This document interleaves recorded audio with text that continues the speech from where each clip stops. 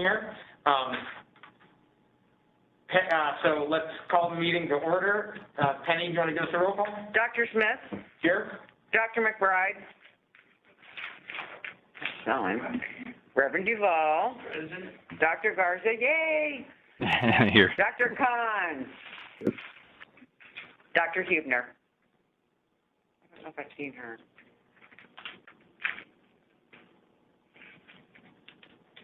I don't see Dr. Huebner, but I'm sure she'll be here soon, because she said she would be here, but would have to leave by 10:20. Okay. Well, I'll just keep looking for her. Okay. Well, we do have a quorum, so why don't we get started? The first item on the agenda is the approval of the September 24th meeting minutes that were sent out to us previously. I move for the adoption of those meeting minutes. Is there any discussion on the motion? Is there a second? Second. Okay, Dr. Smith? Aye. Dr. McBride? Aye. Reverend Duvall? Aye. Dr. Garza? Aye. Dr. Khan? I see him. Dr. Khan? Aye. Thank you. And I still don't. Dr. Huebner? Aye. Thank you. All right. By a unanimous vote, the minutes of the September meeting are approved. Good morning, Elizabeth. Good morning. Hey, do you mind if we move up the presentation by CGL, who will be conducting the operational review? Do you mind if we move them ahead of you? Oh, that's fine. Okay, because they are already on. So, Director Anders, and before we go any further, congratulations. It's nice to not have to say interim Director Anders. So, congratulations on that being permanent. Do you want to introduce CGL?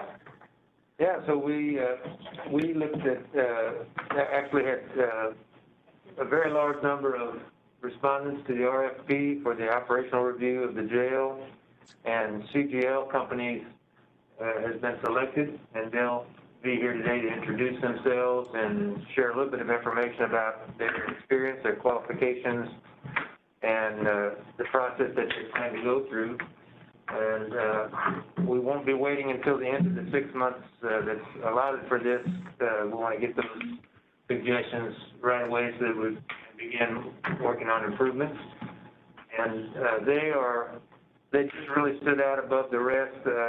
They have done reviews for over 300 different jails, including some of the largest in the country: Cook County, Illinois, Los Angeles, Houston, Philadelphia. So I'd like to turn it over to them to introduce themselves. Great. My name's Brad Sassatelli. I just want to make sure everybody can hear me from your end. Great. I have a presentation to share, but I note I can't share it for some reason in this WebEx. So if that's unable, I can just walk through it and talk to you as opposed to showing it. Hey, Brad, it's Ray Barnes. I just made you a presenter. So you should have got that notification. All right. Okay. Let me go to that quickly.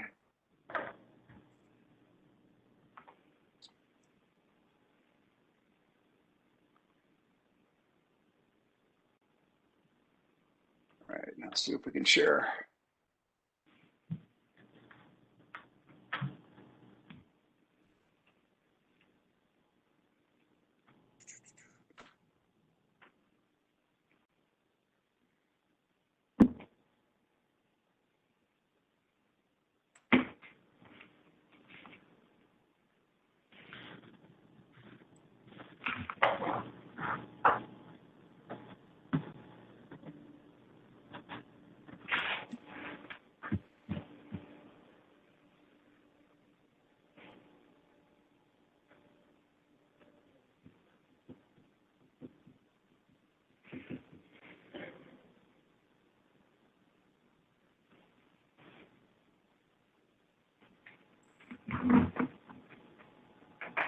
Okay, it's loading the file now, so it's coming up. Again, thank you for allowing us to be part of the presentation, give a presentation here and talk to you.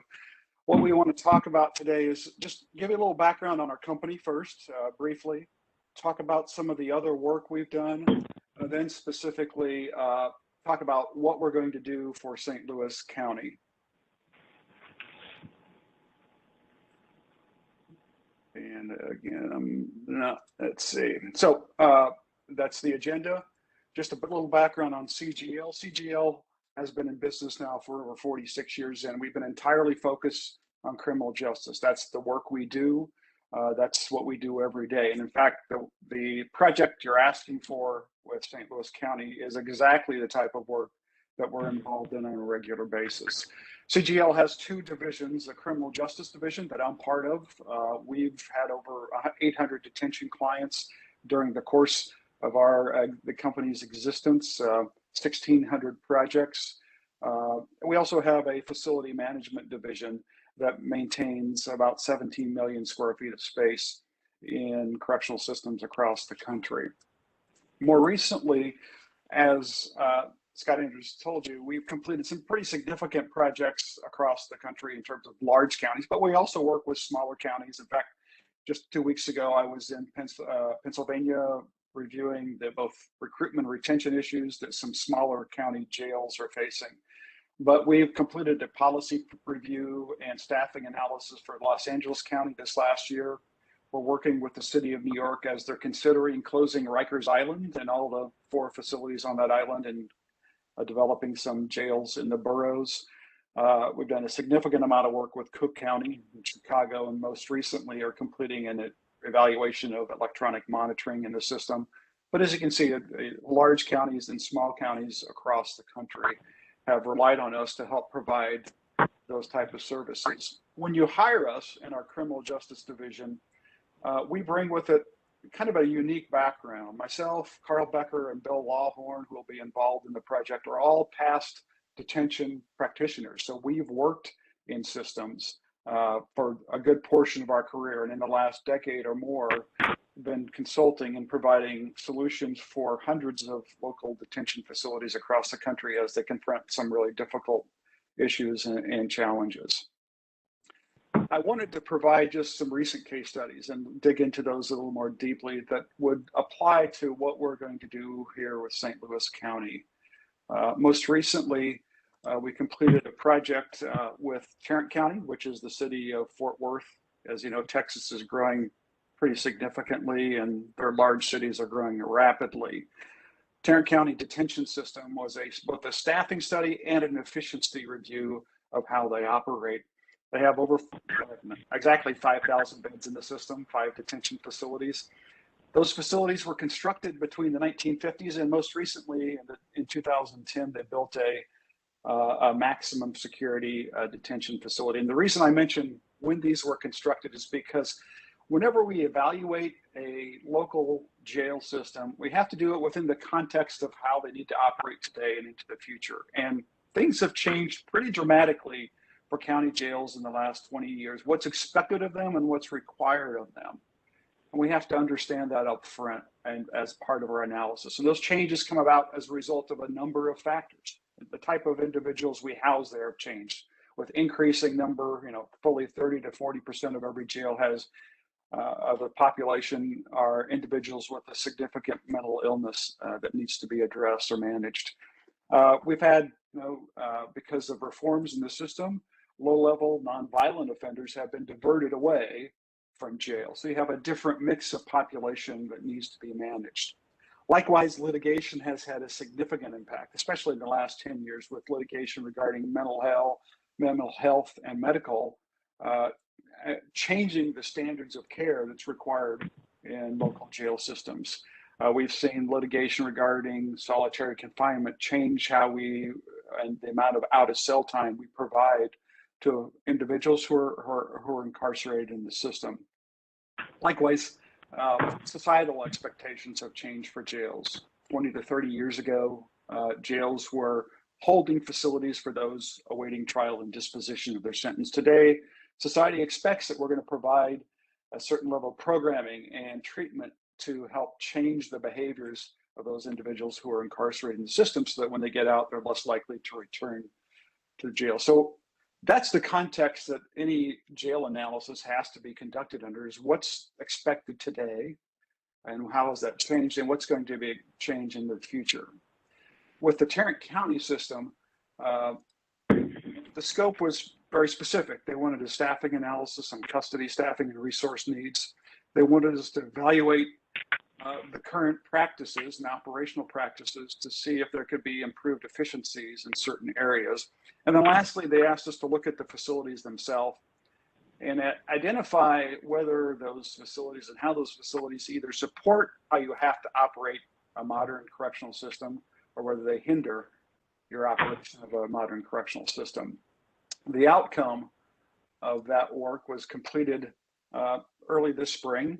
We identified, yes, they were short-staffed. They needed more custody staff. That was a result of both a post-analysis and our development of what we call a shift relief factor that identifies the number of staff you need on board, FTEs, to fill a single post. That shift relief factor is the same thing we'll do for St. Louis County. It takes into account local staff use of leave time, local practices regarding training and break time on shift. Any staffing analysis we conduct, if we end up identifying they're short-staffed and they need more staff, we also take a look at overtime expenditures, because typically when you're short-staffed, you end up spending more money on overtime just to get the work done. So there are often there's offsetting overtime savings that comes from any staffing analysis when you're recommending additional staff, and that overtime savings can significantly offset the additional cost of any additional staff. With Tarrant County, we looked at several efficiency solutions, both from staffing practices to physical plant issues to current operational practices. We recommended some technological changes regarding how they store records. They had several staff dedicated just to an antiquated record storage system. They had personal property area for offender property that was one of the more complicated systems that created additional staffing needs. Fully a couple staff per shift were dedicated to a function that should take less than a person, one body per shift. And then changes in escort practices that were creating additional staffing needs.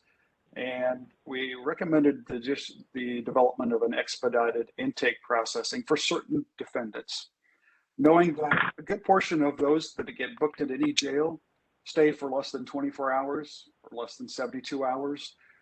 There may not be a need to conduct a full intake processing process for all of those individuals, so you can differentiate between those that are short-term stays and those that are much longer-term stays and create an expedited process that requires less work as a result. But very happy to say that before when our recommendations were in draft form, Tarrant County already started implementing the changes. They agreed that they needed more staff and were recommending more staff. They were making changes to the property area, record storage area, and moving ahead with an expedited intake processing process for those short-term offenders.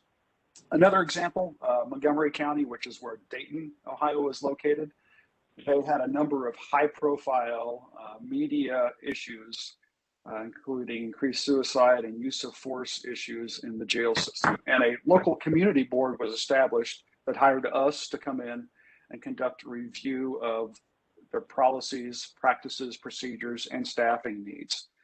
As part of that, we identified, yes, they were short-staffed. It was creating a significant amount of mandated overtime that was hindering their ability to retain staff. They had huge level of staff turnover and inability to find staff to work.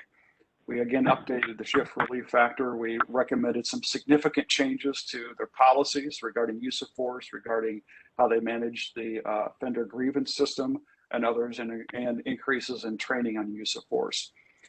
From a facility standpoint, they had some real significant issues. They didn't have really any dedicated mental health housing and trying to make do with what they had in a way that was causing some additional problems.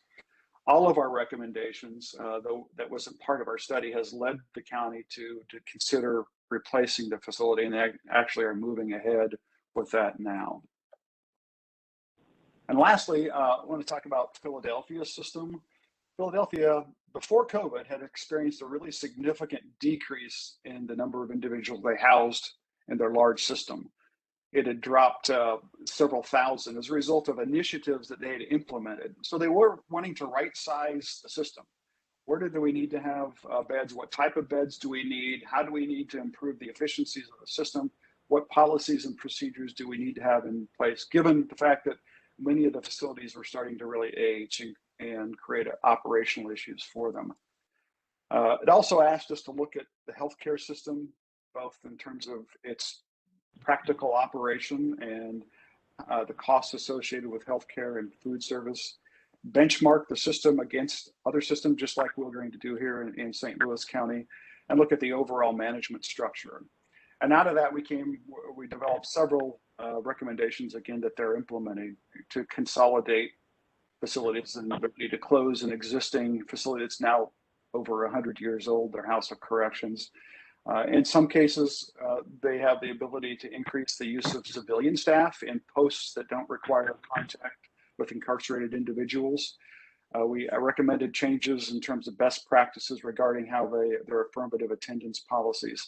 And from the medical side, there are a number of recommendations, but one of our significant recommendations was changing how the contract and RFPs were established to provide vendors some more flexibility in how they approach alternatives to providing services. So all of those give you a little background of what we're going to do here in St. Louis County. And the scope of the project here involves a very detailed policy and procedure review, an operational assessment across the entire organization, a detailed staffing analysis with the development of a relief factor, where posts need to be, how often those specific posts need to be filled.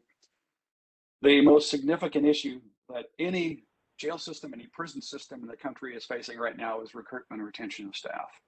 That has become critical to the point where you now have systems saying they have to close facilities because they can't find the staff to manage them. So we're going to look at your current practices, your issues, identify those, document those, and then provide some realistic solutions to help resolve those issues. We'll take a deep dive into the organizational culture, the organization of the detention system. We'll benchmark it, as I mentioned, against other systems that we work through with you. There'll be a review of the healthcare system from all aspects of the services provided and the needs that exist there, including staffing. Then we'll provide recommendations to you for improving those. And as we approach a project of this type, we do it in a step-by-step manner. We first want to understand what the existing conditions are. And as a result of that, we've provided in our kickoff meeting 2 days ago a very detailed document review, document needs assessment. And you all are providing that already. So that's moving ahead pretty quickly. That gives us a foundational understanding of how the jail operates, so what the unique conditions are and needs are of this system, because even though we all do the same across detention systems in the country, each system is unique, and we need to understand what's unique about the St. Louis County Jail and its detention system. As we develop that, we'll look at what the needs are and spend a lot of time on site looking at how you currently operate, interviewing stakeholders both inside the jail and outside the jail system, stakeholders in the criminal justice system, to identify what those needs are. And we know what best practices are across the correctional systems in the country, and how those could possibly be addressed and implemented within the St. Louis County system is something we'll establish. That all leads to, after a significant amount of work, developing some recommendations. And this is going to be an ongoing process. And as Mr. Andrews said, as we go through this and as we see issues and start identifying issues and how to address them, we're not going to wait till the end of the project to provide those to you. We're going to be in regular communication with the jail system to identify those, and so we can start providing solutions very early in the process. You don't have to wait to the end. So different parts of it will be a detailed policy and procedure review, Staffing assessment. We understand that staffing is not just based on one factor. There are a whole host of factors that I've identified that contribute to your staffing needs, including facility design, the type of individuals housed, the capacity, the intensity of programming, whether you're using technology or not, and can technology be used to help supplement staffing needs and improve your operations. Bargaining unit contracts can have a huge impact on the number of staff you need. So all those different aspects come into play in terms of defining where posts need to be and how often those posts need to be filled and how many staff you need eventually in the end. And all this, again, leads through a multi-step process that results in recommendations that are actionable and realistic within the St. Louis system itself. Our goal is to complete the project within 6.5 to 7 months. A total of 26 weeks were identified in our proposal for the project. Because we are local, Carl and I both live a short driving distance from St. Louis and are in St. Louis often. It provides us an additional advantage of being readily available to meet with you anytime we need to in person and be on site regularly to review operations and talk to staff face to face. So we look forward to starting the project. This is a very important project for us, and we're happy to begin working with you. And if you have any questions of me right now, I'd be glad to answer those. So thank you. Thank you very much for the presentation. On a macro level, you know, as you may have read, this has been something the board has been interested in for over a year. We first began calling for something like this, I think in August of 2020, if I'm not mistaken. So it's been a long time coming. There was resistance encountered both internally and externally.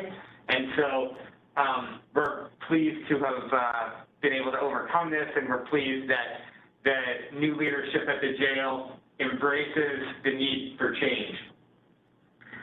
I like that in the 3 studies that you highlighted, you talked about Tarrant County, where you really focused on staffing and creating, you know, efficiencies, and that's something we needed to figure out and work on here. You talked about Montgomery County in Ohio, which appears to have had profound organizational cultural challenges, and that's something we experience here. And then you talked about Philadelphia and a renewed focus on programming and rehabilitation. And that's a direction that I think our new leadership really wants to go in. So I assume it was intentional, but the 3 case studies that you highlighted are all applicable in their own ways to where we've been and where we need to go. So I appreciate that. Thank you. I'd like to see if other board members have questions. Beth, were you raising your hand? Oh, okay. Tim.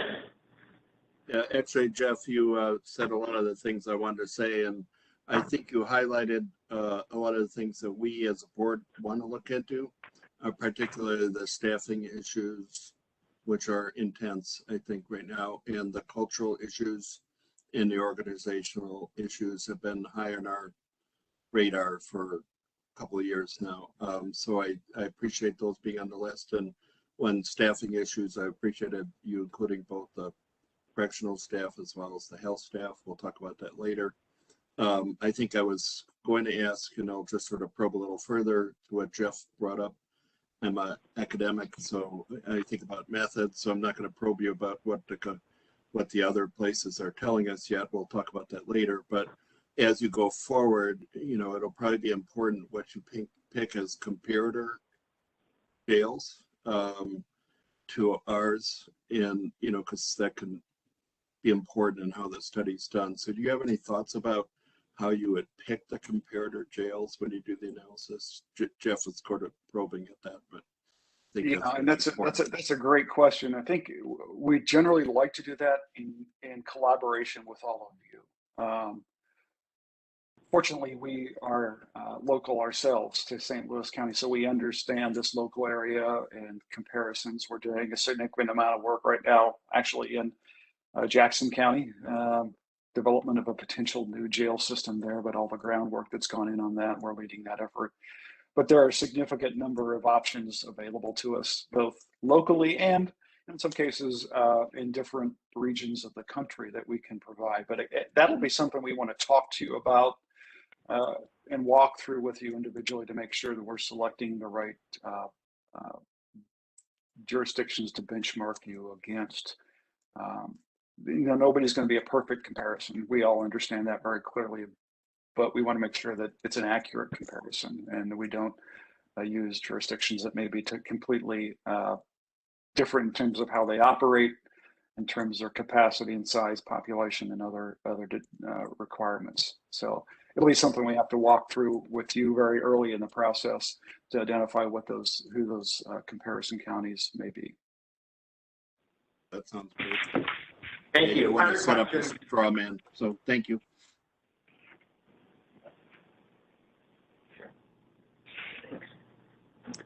Okay. Alex or Beth, anything for you guys?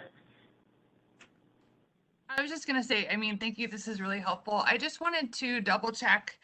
You mentioned a new jail buildings a couple of times, and that makes me a little worried. Because my work with the jail has been on reducing the amount of people in jail. Is that something that you consider as well, instead of just like, hey, maybe we can make something bigger or newer, how to work with the existing footprint and perhaps encouraging, a smaller jail or a smaller population and adjusting the staffing for that? Yeah, there's no desire to increase jail size in any study that we have. It's focused on how can you operate, and very honestly, a significant amount of work often on projects is what can you do to reduce the population you currently have. Oftentimes we're looking at the entire criminal justice system, and jails really can't control their population in most states. There are certain systems that allow sheriffs to have early release at certain capacity levels. So the system impacts them, both from the court processing side to the book and release citation side of things. Alternatives to incarceration, all of those things are part of the work we generally do in studies. But yeah, because certain projects have led to changes in facilities, that's not necessarily what we're going to be considering here in St. Louis County. It's looking at the operations of what you currently do now in terms of processing individuals and operational practices. Thank you. Thank you, Beth. Yeah, real quick, Brad, these studies that you mentioned on those 3 different jails, are they accessible online, the final products? Tarrant County is available. And I think all of them are available. We can actually provide them to you individually as opposed to having you go out and look for them. I'm certain most of them have been posted online, Montgomery County, but we'll send you copies of those so they're available for your review. Thank you. That would be very helpful. And I'm assuming that over the next, 2, 4, 6 weeks, you'll probably be in touch with all the board members? Yes, yeah, very important to have your input, and we'll begin setting up interviews with all of you. We want to get your thoughts and individually get your thoughts, and other stakeholders potentially also in the criminal justice system. But yes, we'll be doing that very soon. Okay, great. Well, I look forward to visiting with you, and if there are no other questions from board members, then I think we'll move on. Thank you. Appreciate it. We look forward to it. Okay, thank you as well.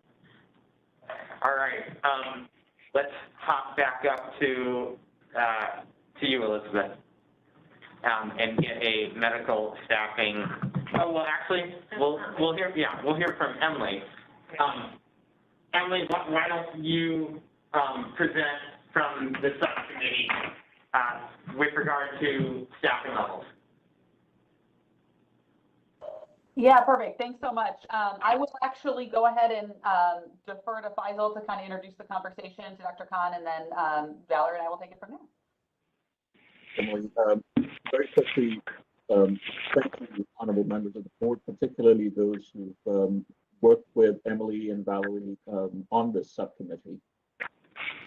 Thank you also for your staunch defense of correctional officers and the dire need in the jail that was before council recently. I want to point out to you, however, that there is another crisis brewing when it comes to staffing the correctional medicine program. We have fortunately, knock on wood, not had any incidents yet where patient negligence or gaps in care have opened up. And that is a vote in favor and evidence, frankly, of the commitment and the selfless hard work of our colleagues in corrections medicine and their leadership team. However, we are struggling to recruit nurses. As Dr. McBride has pointed out in previous conversations, the labor market is somewhat fluid and confusing right now. Nurses are in high demand. We can simply not match the private sector in what we offer in terms of pay. It is high intensity work, even if we were able to. It is high pressure work, 365, 24/7. And so we are desperately looking for alternative models. And I'm glad in Mr. Sastelli's presentation, he alluded a little bit to thinking outside the box, which really encourages me. But I will defer to Emily and Valerie to brief the board on the ongoing work of the subcommittee.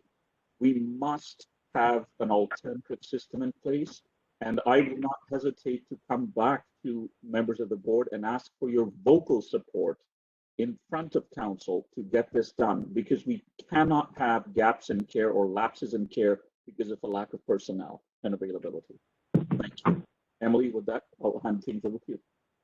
Sure, yeah. And actually, I will just first recognize and appreciate the subcommittee that has been supporting this work over the last 3 or 4 months. We've been meeting regularly, looking and talking with colleagues, with accrediting agencies, with some of our partners nationally who are kind of dealing with similar issues in the correction space. This is not unique to us at all. This is a market force that we are kind of seeing broadly in the corrections landscape and frankly in the healthcare landscape across the board. But the risk that we are in now with our staffing and the support that we need for the patients that we're serving and for our staff is imminent, it is urgent, and we are concerned about it. I'm going to go ahead and pass it off to Valerie to talk specifically about some of the things that we have done, where many of our conversations have led us with the support of the subcommittee, and what our plans for some immediate action items are. So go ahead, Valerie. Yes, I'll reiterate my appreciation for the subcommittee consultation and just thought partnership too. I think that I would summarize the message that Drs. Khan and Doucette just relayed as a couple of things. At the practice level within corrections medicine and at the DPH as an agency level, and by that I mean extending all the partnerships that we can that we can leverage and other resources and access channels. We have launched a variety of near-term actions that we've tried to creatively think about some ways of how do we leverage the people, the skills that we have, and beyond that, how do we improve the morale and address those just inherent challenges, that all of the healthcare practices experience after this far into COVID, but moreover and more specifically for us, those inherent challenges of any staff working in a corrections facility. And so in all of these challenges are exacerbated by our partner agency in Justice Services having exactly those same types of challenges. So the tone, the concern throughout, upward, down, and across that facility is really significant at this point. The current risk to the practice, to the medical practice, and again more broadly, due to that short staffing and honestly, the extreme fatigue of our staff at this point and the lack of resources to successfully train our clinicians, it's immense and it's getting worse, and it really is urgent. So we recognize that these efforts that we've made in the past 2+ years and beyond have been near-term solutions. Really, they've been patches, and we have had in the last several months, again, trying to establish new connections with other correctional agencies around the country, talking more in depth with the accrediting bodies, and pursuing ways that we can leverage those resources too. So there are opportunities where we can leverage best practices, but we do remain really confident that the primary critical need is immediate support for our staff and our patients, and that is through partnering with a collection of partners, perhaps that can commit to a pipeline of clinicians to augment, to support, to add to our current county staff, so that we can reach that workforce level that's needed in order to maintain that safe, patient care delivery. A couple of things that I would point out around that as what our specific goals would be immediately with that augmented and additional staff is that this will reduce the overtime shifts that our county staff have been really valiantly supporting for more than a year now, help them return to a sense of balance between work and life, and really have space to decompress from, again, those inherent stressors of that corrections environment. And also, of course, minimizing the risk to caring for our patients and provide that care as quickly as possible. So that is really how we would summarize, where we feel that we are at this point and those immediate, most critical needs that we intend to achieve. So the step at this point, after all of this consultation and and brainstorming to date, is that we do intend to release an RFP to seek those partnerships to add to our current county staff. And we will engage the board subcommittee to continue to advise those requirements and the selection criteria. And Valerie, is there a commitment of additional funding from the council to develop partnerships like that? Because I'm not aware of any, and we just went through something with the council, which we'll talk about in a minute, and we had to have a tragic incident, actually 2 very difficult incidents in the jail, to really focus the council's attention on the urgency. So as we begin the conversations around this issue, I guess the one silver lining of those horrific incidents is that they won't think that we're crying wolf because they saw what happened last time. And so I'm very hopeful that they'll take this more seriously than they initially took some of former Director Burris's comments 6 months ago about the state of staffing on the security side. So it seems to me from our conversations in the subcommittee, like the gap between what a traveling nurse can make right now and what we pay is such a yawning chasm that the likelihood of us getting sufficient funding to really address this is very low. So I appreciate that you've been thinking out of the box and trying to be creative. I'm not sure if we talked about this in the subcommittee, but have we thought about, advertising internationally? Because I know in some hospitals, and my knowledge is very limited here, so Dr. Khan and Dr. Doucette help me out and Valerie, but I know in some hospitals they have built pipelines to places like the Philippines so that they're always getting replenished, nursing staff from abroad. Have we considered that possibility, since the pay will be more aligned with what could attract people perhaps from other nations?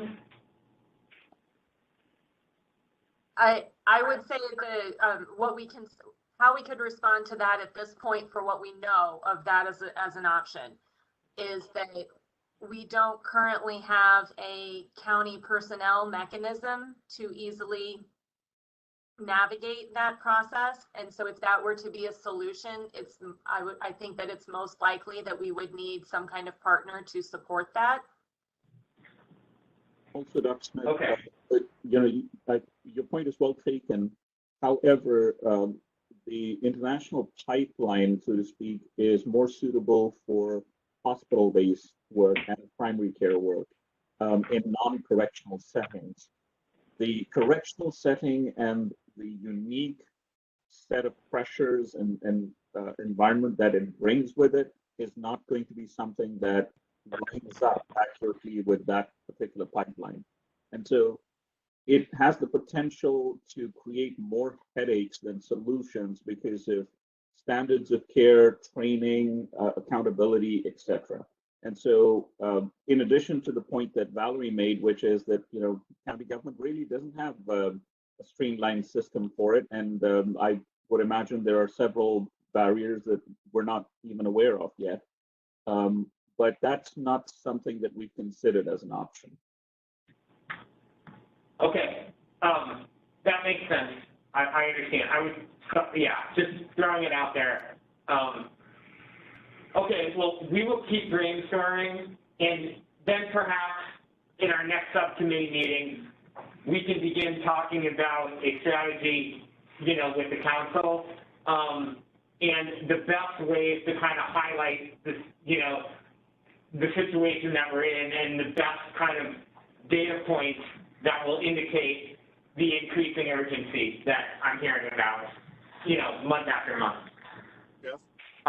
Thank you. Is there anything else from you guys? And are there any questions from the board? Hey, Jeff? If Beth and Valerie's done, can I weigh in? And thank you, Dr. Bride. Yeah, sure. Just a little bit of context, and I appreciate the work of the subcommittee of which I was on, and Valerie and Emily and everybody was very participatory in that group.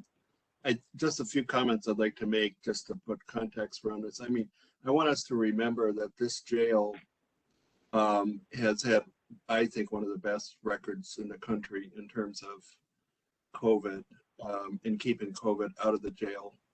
I don't know what the current numbers are, but they're extraordinarily low in keeping COVID out of the jail and keeping the spread out of the jail.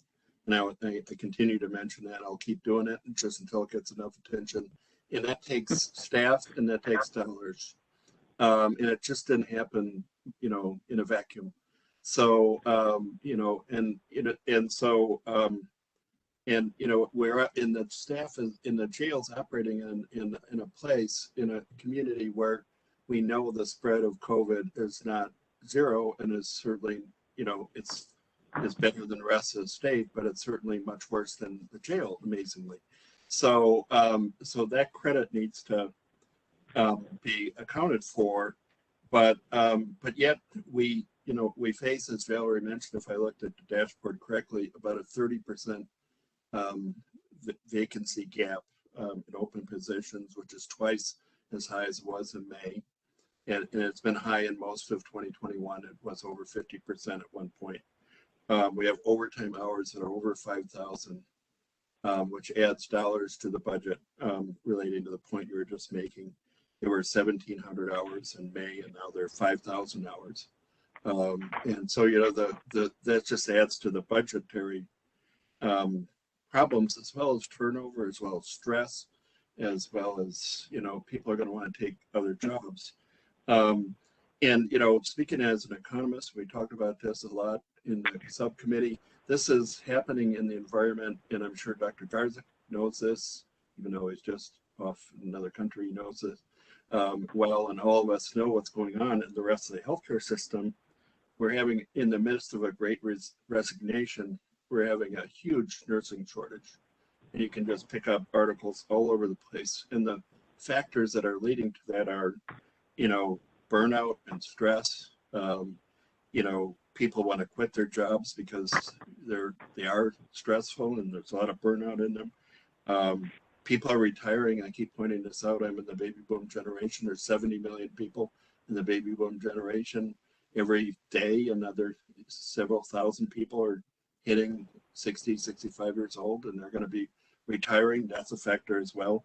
And then money. They can go get money elsewhere. As Jeff pointed out, if you can go get a job somewhere else, it's a little less stressful. You'll do it, and if we're not paying enough. So all that is adding to these problems. And, you know, we, as you pointed out, Jeff, our board contributed to a very constructive conversation with the council. I'll repeat that, a constructive conversation with the council that, you know, pointed out that because of the correction staff overtime hours and stress, it may have contributed to some of the outcomes that we saw that we don't want to see. And they were persuaded, I think unanimously, if I remember, that more dollars should be put into correctional staff. And I give credit to everybody who contributed to that, Reverend Duvall, Jeff, and director, and so on. We spoke as a unified voice, but I think we need to speak as a unified voice on this as well, because, you know, the correction officer shortage, I think, contributed arguably to some of those outcomes when you have stress and shortage of staff. And we don't want to see that happen on the health side. You don't want to have somebody have an adverse outcome because we have staff shortage. And, you know, and I just, that's the argument that I think could be made to the council. And, you know, let's just not have that happen now. And, you know, the final point I'll make, and I've been talking too long, I'm sorry, but we're in the middle of a COVID situation. Money's been thrown out to deal with COVID from federal dollars. I read in the paper about some, you know, that you can't use those dollars for certain things, but it seems to me, maybe I'm just naive, but if there's any argument that could be made that you could use some of those COVID dollars from the federal government, this is a place to do it. And, you know, money was used, as I pointed out, to eradicate and make sure COVID didn't get in this jail. And I think COVID and the pandemic have added to these costs and stress. So I'll just stop there. Tim, thank you for all those words. I hate to say this, but it may be that the jail's extraordinary success in dealing with COVID has made it harder to show, you know, the urgency of maybe using some of that money for this. You know, for the first year of the pandemic, the spread of COVID was inside correctional facilities nationally was wildly disproportionate to, you know, to the community. Conversely, the number of cases inside this facility has typically been much lower than the percentage in the community, which again is extraordinary and a huge credit to many of the people on this call. But it will be very unfortunate if that success prevents us from making a successful case that some of those federal funds should be used to augment our nursing staff. So thank you all. Thank you all for the work of the subcommittee. Let's move on to our closely related issue, which is correctional officer recruitment and retention. And before we do that, I want to echo Tim's comments and say thank you to Director Anders for doing a lot of one-on-one work with council members. Thank you, Reverend Duvall, for doing a lot of one-on-one work with council members to make this happen. And I want to thank the employees of this facility that took the time to go over there and share their stories and really try to hold the council's feet to the fire, which I think made a huge impact. So thank you all. All right, thank you. And I look forward to working with Dr. Khan and others to help with recruiting of medical staff, because we're all in this together. We're all one staff here in the jail. We appreciate everything you're doing. So we've done several things immediately to respond after the 2 staff assaults.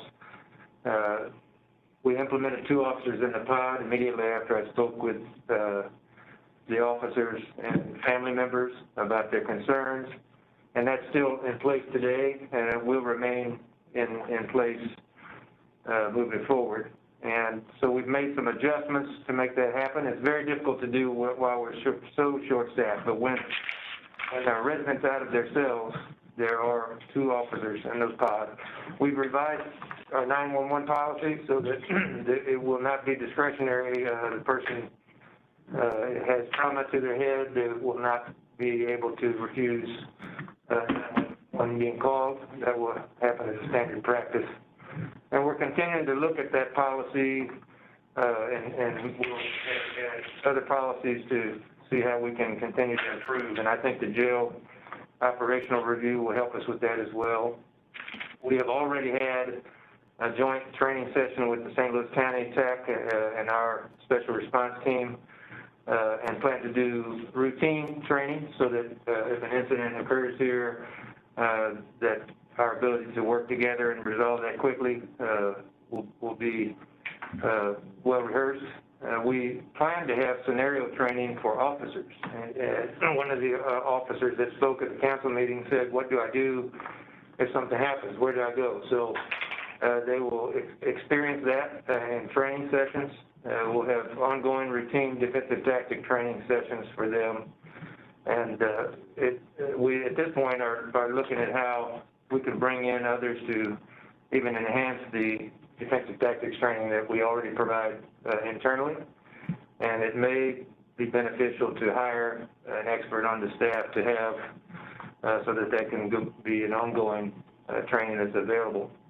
We do have to look at budget, and so that may be more cost effective to actually hire someone on staff for that.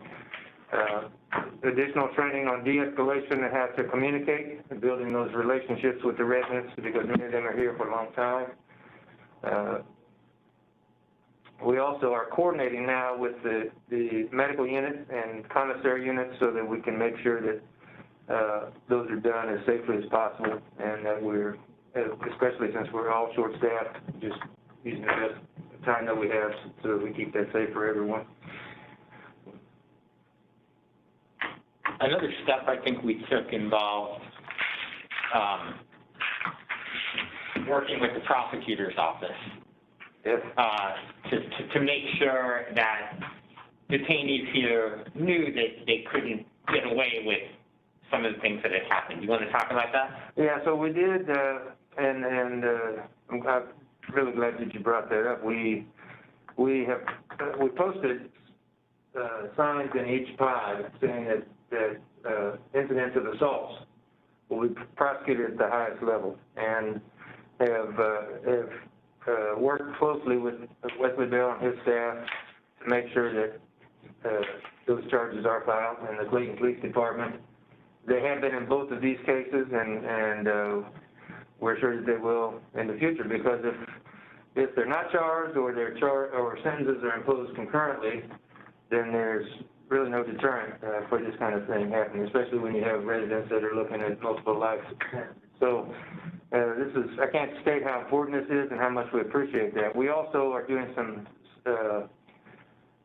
things like painting boundary lines around each unit so that there's a marker where residents can't move beyond until they're called forward, because just creating distance and how to respond, and some of the quick things that I haven't mentioned are just how to remind officers to hit their emergency button and call on the radio if they begin to even see something that looks out of the ordinary. Because a lot of times before an attack, there are things that person does in terms of maybe moving forward or taking off clothing. So just to be more signs of agitation. Yeah.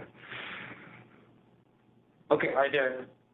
So Scott talked a lot about measures taken to improve safety of everyone in the facility. Do you want to, any questions about that, given the 2 incidents over the last few months?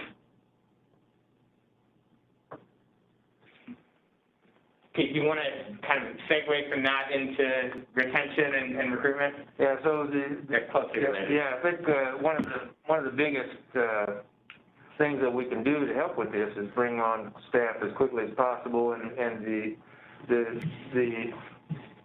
approval of the $3 per hour pay increase for a majority of staff here has already made it a huge difference. We were losing staff to other jails that paid more into the private sector, and we think this will stop that. And as well as, since that's passed, we already have 30 applicants just in a matter of a week. So we are receiving calls from others who have left to go to other jails indicating that they're interested in returning.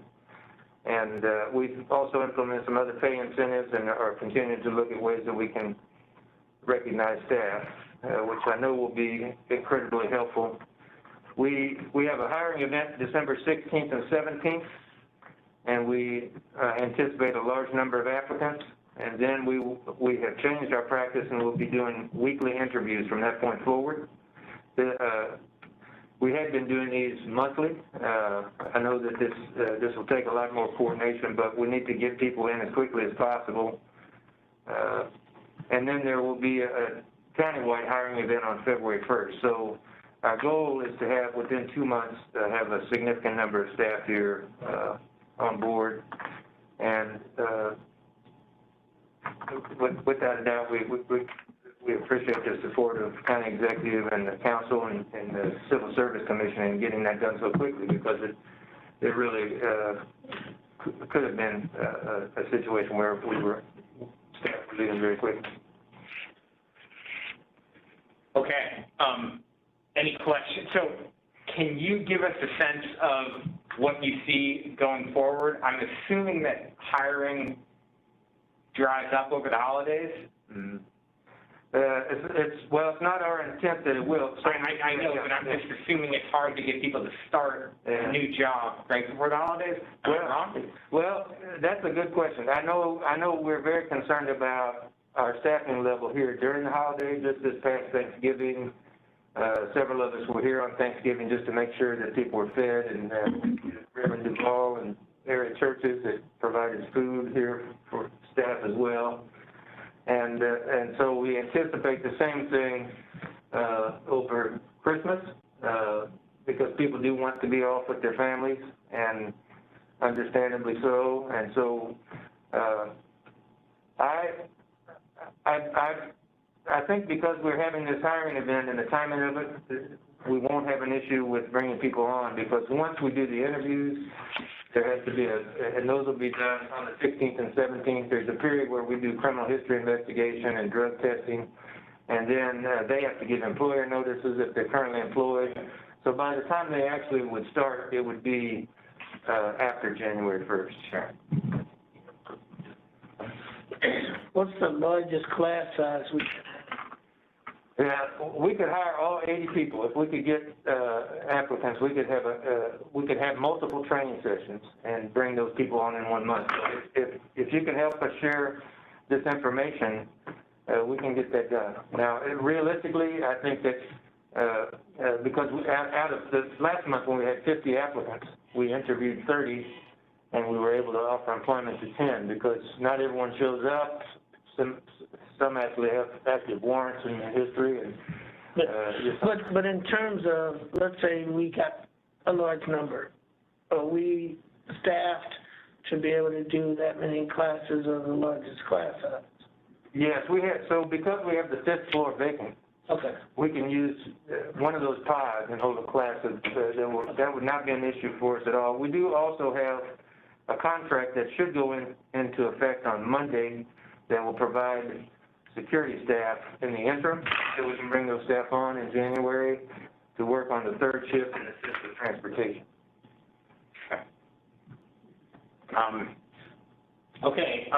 Moving on, if there are no questions from the board, I know there's been a couple incidents in the last several months of drugs being smuggled into the facility.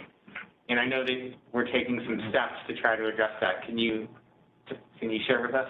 Yeah, what they are? so first I want to mention that our residential substance abuse grant has been renewed, and we'll get the formal announcement of that very soon, but we have been advised that all of that funding has been approved. We're the only jail in Missouri now that has that funding. Really? And so Tina is going to give you a little bit of an update on how we're reinstating that program. Well, it's definitely in a non-typical fashion. Normally we have 60 participants. We're starting this time with a total of about 28. And we've had to restructure the program again just due to staffing and COVID. We had a couple of, we're getting a delayed start because we had a couple of participants that came in and immediately tested positive. So dealing with staffing, I'm short of counselors, just like the rest of the jail, so I'm only starting with 3. So again, we're starting with 28, a total of 28 residents. We're doing orientation today.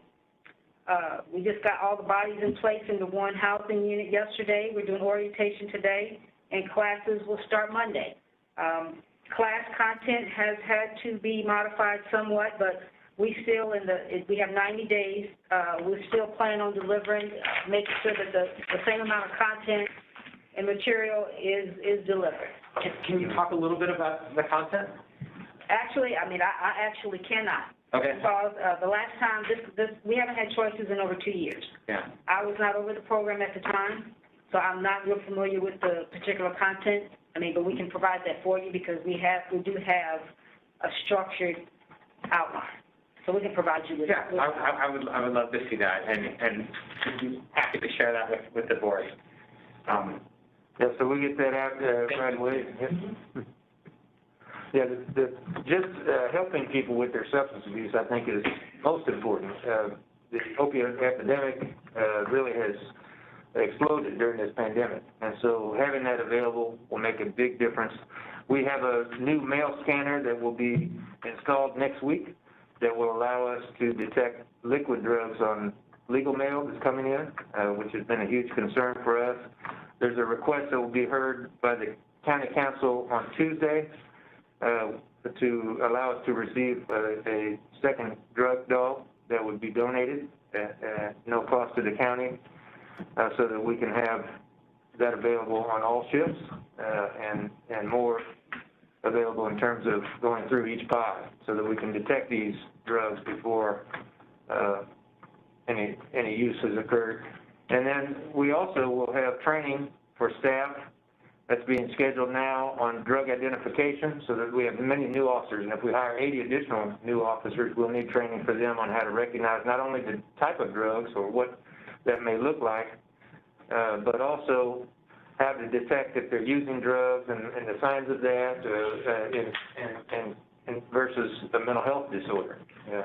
And you've reached out to the National Council on Alcohol and Drug Abuse? Yes. For training on that? Okay. Yes, and then we also have already provided training and Narcan for each officer now that they will carry, as well as Narcan being available in the pod, so that we can respond immediately if an overdose occurs. And in addition to that, when people are released, the Smart Supervision Grant now, they will all be provided with Narcan. Anyone that's coming under our supervision in the community also will be provided with Narcan. Okay, any questions on the substance abuse item? Okay, let's get an update on tablets and the various new initiatives that you're embarking on. Okay, I'm just really excited to share this with you. So the tablets are going very well. Each resident has one. We're not seeing many issues at all with this. They're able to keep those even overnight, and then they're charged the next morning. And because of that, they're able to see, just this morning I was told that because we review these photos and videos when they come in, they're able to see newborn babies very quickly after they're born, and experience children playing in their first soccer game and graduations, So there's a reconnection with the family. Just to quickly run over a few things, 887 hours have been completed on educational classes. 1,280 additional education exercises have been completed, and 6,011 education videos have been viewed. So this is going to be a huge resource for us with rolling out these new educational programs, but they're already starting. 154,658 phone calls have been made on the tablets, and over 20,000 emails have been sent and received, over 4,000 photos and 2,000 videos. There's also a lot of songs, music, movies, which we know are so important to people as well. So we have all of that available, and it's waited a long time to see this happen, and especially with being short-staffed and the pandemic, the timing of implementing this was so important. That's really good. That's good. Are the tablets used as a kind of behavioral incentive? Yeah, they are not allowed to keep the tablet if they're involved in fights or not responding quickly to directives to return to their cell. So yes, there's a component there that, and they're not allowed to have those if they're in a segregation unit due to conduct issues.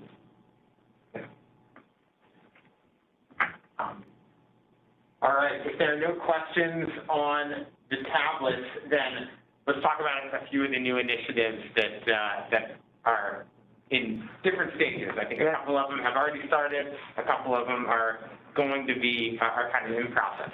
And I probably should add, when you see the dashboards later that Aaron shows you, you'll probably see that our incidents and use of force have gone down significantly since those tablets were rolled out. So with new initiatives, we've already talked about college and financial aid, but in addition to that, now there's some potential for bringing in a culinary and an HVAC program. The unions in St. Louis have agreed to bring in the building union diversity program into the jail. People who are working for the unions that have criminal histories will come in along with their union rep and talk with residents about how they can do this as well. And there'll be a direct link that they'll be able to complete the work keys assessment while they're here and start immediately working for a union when they're released.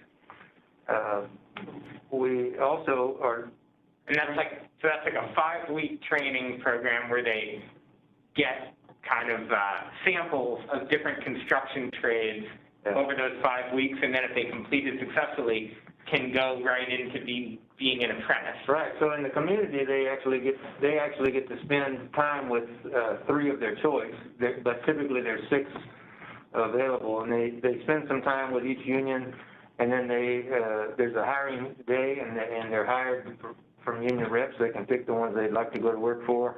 And ours revised program, they'll be coming in and sharing information about that program, and then they'll be already pre-certified to be able to start in that program when they're released, or they could go directly to work for one of those unions because we'll have relationships set up, depending on their desires and their level of experience.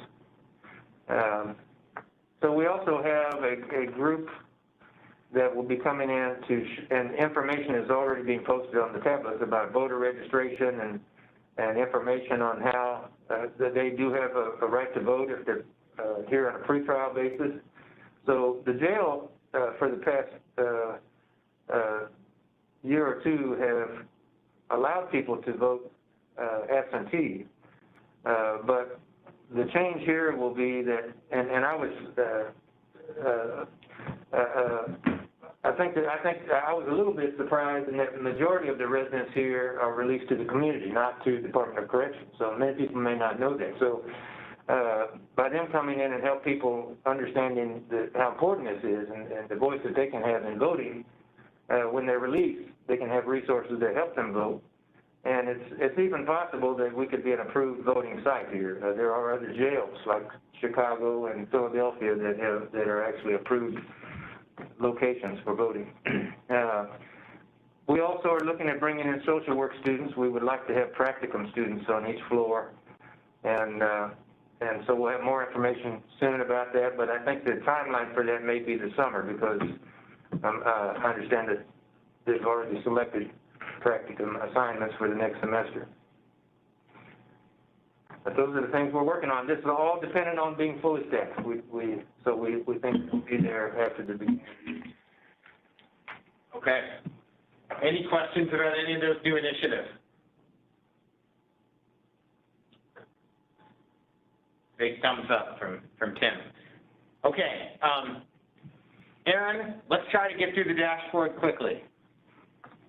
Okay, Jeff, I'll just try to do a couple minutes. Okay, thank you. Yeah, sure. Let me pull this up.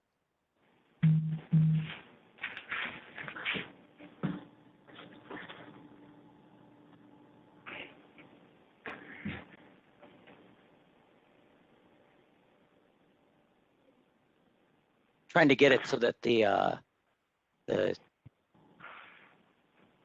there we go. Okay, can you see? We can. Okay, so population as of this morning was 883.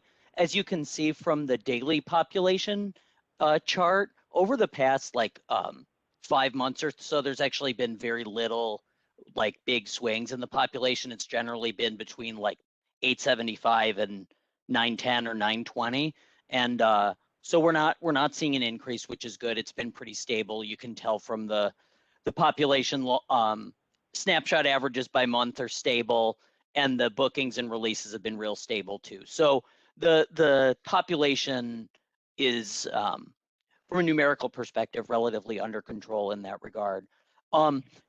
Use of force, as Scott mentioned, is this past month, and we just got November data, so we have November data included on here too, was a tad bit higher on a per resident basis, but the good news is it was still pretty low, and vast majority of the incidents were only restraint chair incidents. So in terms of more serious incidents, pepper spray and taser, there were almost none.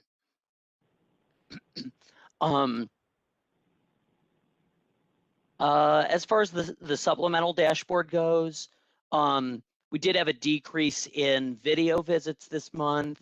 Otherwise, that was all pretty stable. And overtime hours were still high at 5,500, but they were lower than last month, than in October, which was at 6,700. That's the general overview. I can share some new developments in a new dashboard template for 3 or 4 minutes, or we can push that to next month if we have more time then and we want to do a more comprehensive overview. Hey, Aaron, can I ask a quick question? Sure. And Beth, you may know something about this too. I'm speaking from, in academia, we use a measure of number of students to faculty as a sort of a measure right. of sort of how we're staffing. Is that a measure that's used in jails? Yes, so like a resident to staff ratio, yes. Yeah. However, we've looked into this, and though we can get an estimate of the number of staff who are present on any given day moving forward, we don't have the ability to pull that data in the past. So we looked into that a few months ago when this same issue was brought up at a board meeting, and we decided not to display it because we couldn't get historical data on staffing numbers. Well, even if you had it for a few points in time, because I noticed that the daily population is, up, about 23%, and I'm sure the staffing is down in that period. So it illustrates in one number, sort of what we were talking about earlier. And then you can sure, I understand, yeah. Yeah. So anyways, I appreciate all you do. Okay, Aaron, thank you for all of this. Why don't we leave the supplemental stuff for next month, if you don't mind? Sure. Yeah, do you want me to pass it on to Liz? I have the other ones passed. Yeah, why don't we do that, please? Thank you. Okay, yeah, sure.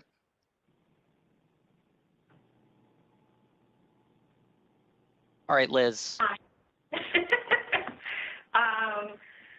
Basically, this just explains the medical corrections, overview of the diagnoses, the medications, what we are treating within our population, and that seems to be stable. There's not anything as far as we haven't had any sentinel events. Our safety reports are going down. We are doing far more audits, reviews, trying to make sure that we are providing the quality care that we strive for on a regular basis, implementing new policies, procedures, training. That's an ongoing daily thing for the corrections medicine team, and they're addressing any type of concerns in regards to issuing out medications, completing labs efficiently. So everything seems to be moving forward, and there's nothing outstanding in our statistics for this month. Unless anybody on the board has any questions. Real quickly, if I could, Jeff. Yeah. You know, on the previous, thank you. The number of safety events, I think we kind of talked about this last time. If you look at since May, they've been up a bit compared to the previous period. Could you just talk about what that is? It's not that they're up this month, but I'm just curious what those are. I couldn't hear your question. Are you referring to the spike in September? Well, it seems like they've been up since May relative to the period before that. I'm not saying that they're up this month relative to the previous month. They're not, but we've seen a doubling in this since the previous period. Okay, so since I joined the practice in June, and we brought on other staff members, yes, you will see that there was a increase in safety reports because that's what we have initiated. We initiated the program for people to report safety concerns that they may have within the practice, and we are constantly looking for and collecting data and auditing the medical practice as a whole in providing the quality care. So that's why you will see the increase of reporting. And that's what we want. We want to be able to know what we're doing so that we can constantly provide, do we need education? Do we need a policy change, a systems change? What is it that we need to do in order to provide better quality care? So since I came in June, that's why you've got your spike increase, because that's what we've been focusing on. That's reassuring. Thank you.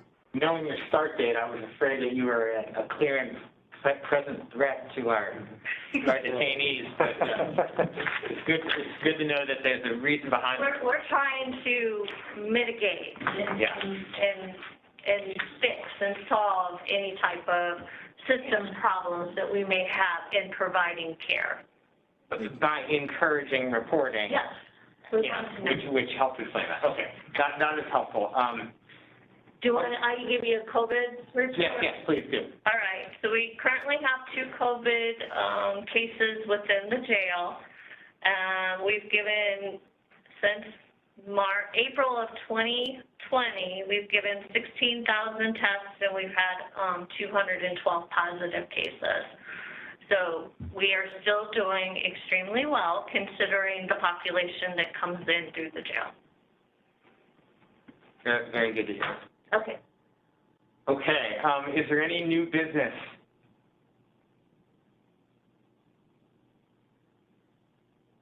All right, have any visitors requested to talk? Okay. I believe our next board meeting is set for January the 7th.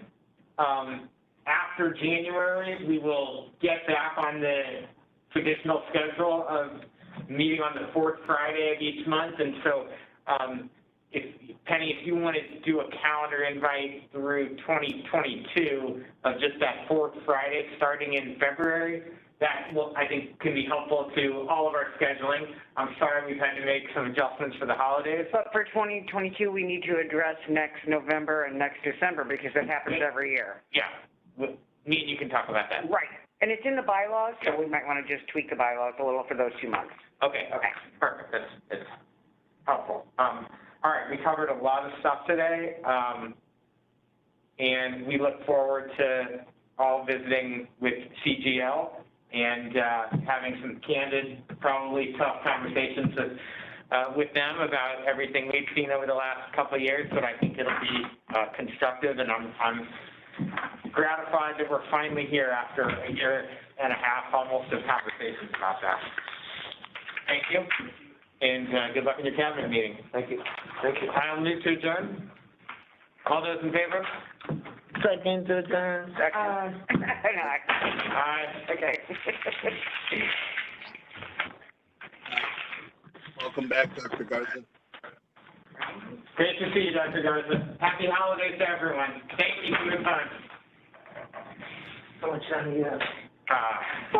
5 minutes. About 10 minutes.